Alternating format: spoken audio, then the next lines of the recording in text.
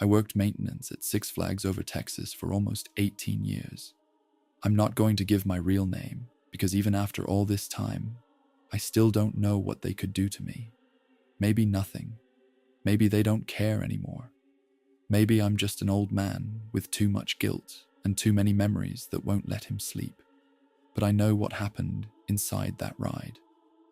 And I know the official story they gave the public was a lie. Everyone remembers Speelunker Cave differently. Some people remember it as weird and silly.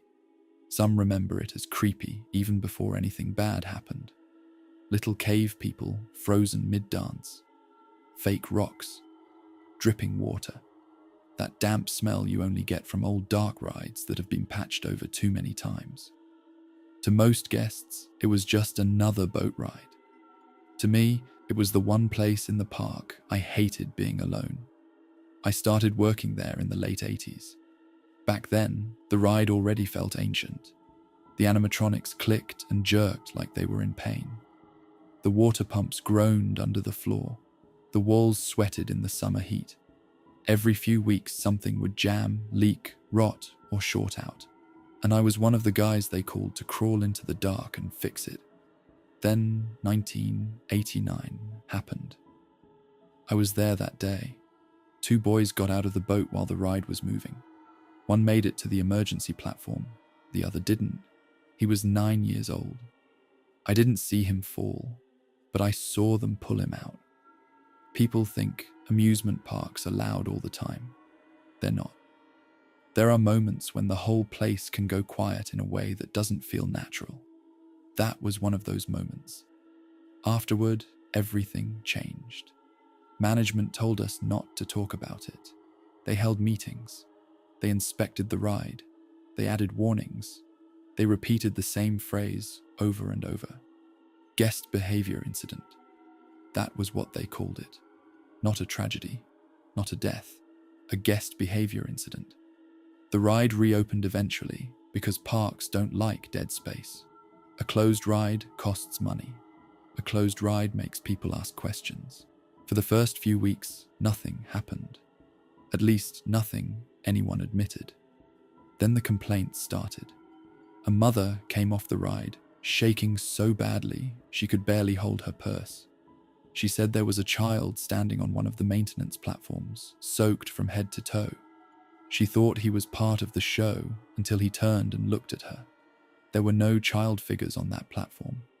A teenage girl said something grabbed the back of her shirt near the final tunnel. A boat came back with muddy footprints inside it, even though nobody in that boat had left their seat. At first, we laughed it off. Old ride, poor lighting, scared guests making themselves see things. Then I started seeing things too. The first time was after closing. I had been sent in to check a sensor near the emergency walkway. It was around midnight, maybe a little after. The park was mostly empty except for cleaning crews and a few overnight maintenance guys. Inside the ride, it was black except for my flashlight. That place felt different after hours. During the day, you had music, water movement, guests talking. At night, it sounded alive in the wrong way.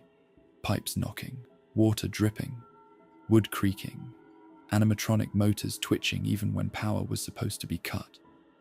I was crouched beside the track, tightening a bracket, when I heard a boat bump against the guide rail behind me. I turned my flashlight. Nothing. Then I heard a boy laugh. Not over the speakers, not from outside, inside the cave. It was soft, quick, and close enough that I felt it in my neck. I stood up so fast I hit my shoulder on a beam. I shined my light across the water and saw ripples spreading from the center of the channel, like someone had just gone under. I left my tools there and walked out. The next morning, I told my supervisor I thought someone had snuck into the ride overnight. He looked at me for a long time, then said, "No, you don't." That was the first time I realized I wasn't the only one. Years passed. The park changed. The ride changed. Names changed. Themes changed. Paint got slapped over old paint. New props got installed in front of old damage. But that building never felt clean again. Every time they renovated it, something went wrong. Lights blew out in the same tunnel. Speakers picked up voices that weren't on the audio track. Boats stopped in the exact stretch where the boy had fallen. One time, a mechanic found a child's shoe wedged under a grate. It looked old, real old. Management took it before anyone could photograph it. Another time, during a drain down, we found scratch marks on the concrete near one of the lower service areas. Not animal scratches, not tool marks, fingernails. Nobody wanted to say it, so nobody did. By 2022, I had convinced myself I was just staying for the paycheck. I had a bad knee, a bad back, and enough seniority that younger workers stopped questioning me when I told them not to go into the cave alone. That year, they had brought the Speelunkers back in a new way. Guests were excited.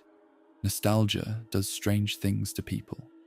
They remembered the ride as cute, magical, a childhood memory.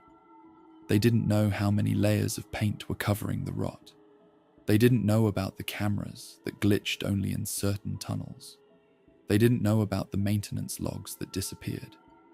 And they definitely didn't know about the boy in the water. The day it happened was slow, hot, humid, cloudy. The kind of Texas heat that makes the air feel heavy before a storm. Crowds were light. A lot of families were leaving early because the weather looked bad. I was working nearby when one of the younger ride operators, a kid named Mason, radioed that one of the boats had come back empty. At first, I thought he meant someone dropped a phone or climbed out as a joke. Then I heard his voice shake. He said, "There was a kid in it when it left." I walked over fast. Mason was pale, standing by the unload area, staring into the tunnel like he expected something to crawl out of it. The missing boy was 9. I remember that because his mother kept saying it. "He's only 9. He's only 9. He's only 9. His parents were standing near the exit. The mother looked sick, like she had been crying before she even understood what had happened. The father kept saying they let him ride alone because he begged. They had been nauseous from earlier rides and didn't want to get on another boat. They watched him board. They waved at him. The boat entered the cave. It came back empty. No splash was heard. No scream. No alarm. Just an empty boat sliding into the station like nothing was wrong. We stopped the ride immediately. Security came, then supervisors, then the people from offices who only show up when something needs to be buried. They reviewed the cameras, at least they tried to. The loading camera showed the boy getting in. The first interior camera showed the boat passing normally. The second camera flickered. The third camera showed static. The fourth camera showed the empty boat. There was a 7-second gap in the recording. 7 seconds. That was all it took for a child to vanish from a closed water ride surrounded by concrete walls, cameras, emergency platforms, and locked service doors. We drained the water. I went in with 3 other maintenance workers and 2 security guards. The cave smelled worse than usual. Not just damp, rotten, like mud and old cloth and something dead trapped behind the walls. We searched every platform, every side passage, every maintenance hatch, every grated drain. Nothing. Then we reached the bend where the boy had died in 1989. My flashlight started flickering. One of the security guards cursed and said his radio died. That was when we heard it. A child coughing. It came from behind the wall, not from the water, not from the tunnel ahead. Behind the wall. We all froze. Then it came again. Coughing, gagging, crying. A little boy's voice whispered, "I can't get out." One of the younger maintenance guys started yelling for him. He pressed his ear to the wall and shouted, "Where are you?" The voice answered from somewhere deeper. "Under." We tore panels off. We ripped away fake rock. We broke through old plaster and framing that probably hadn't been touched in decades. Behind it was a crawl space. None of us knew it was there. That sounds impossible, but old rides are full of impossible spaces. Old access points get sealed. Blueprints get outdated. Renovations hide things. Contractors build over things no one wants to deal with. The opening was barely wide enough for a grown man to squeeze through. Inside, the air was freezing. I went first because I knew the structure better than anyone there. The crawl space sloped downward behind the ride scenes. My flashlight caught old wiring, rusted brackets, wet concrete, and piles of debris.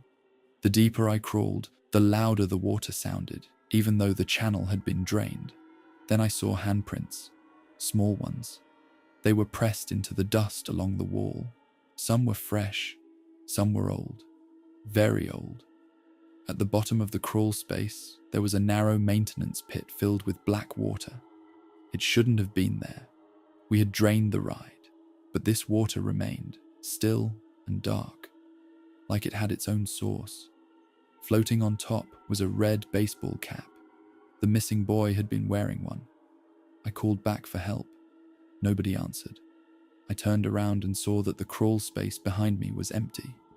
The beams, the wiring, the broken panels, gone. Instead, I was looking at the ride as it must have looked in 1989. Dim orange lights, old Speelunker figures moving stiffly in the dark. The original music playing slow and warped like it was coming from underwater. And standing on the emergency platform was a little boy, barefoot, soaked. His skin was pale blue under the work lights.